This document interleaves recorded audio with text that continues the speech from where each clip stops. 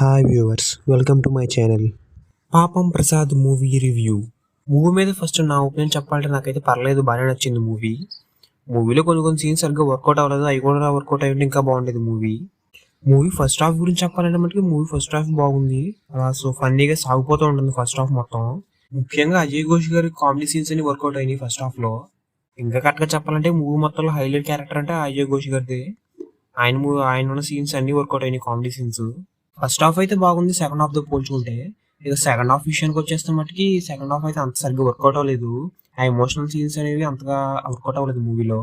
Movie story idea బాగానే ఉంది కానీ సరిగ్గా ఎగ్జిక్యూట్ చేసి ఉండాల్సింది, ముఖ్యంగా ఎమోషనల్ సీన్స్. ఆ ఎమోషనల్ సీన్స్ సరిగ్గా వర్కౌట్ అవ్వడం సెకండ్ హాఫ్ కొంచెం స్లోగా అనిపించింది నాకైతే. ఇంకా సాంగ్స్ అండ్ బీజిఎం విషయానికి వచ్చేస్తే సాంగ్స్ అయితే పర్లేదు, బాగానే అనిపించింది నాకైతే.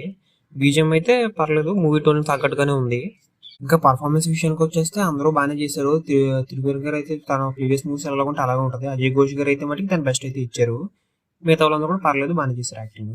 ఇంకా ఫైనల్ గా మూవీ గురించి ఒక్క ముక్కలో చెప్పాలంటే మటుకు it's above average movie.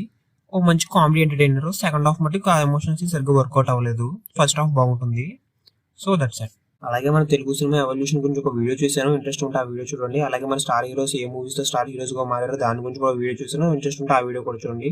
So ఇటువంటి మూవీ రివ్యూస్ కోసం అలాగే మూవీ రిలేటెడ్ వీడియోస్ కోసం మన ఈ ఛానల్ సబ్స్క్రైబ్ చేసుకుని బెల్ నోటిఫికేషన్ ఆన్లో పెట్టుకోండి. ఫైనల్ గా thank you for watching this video.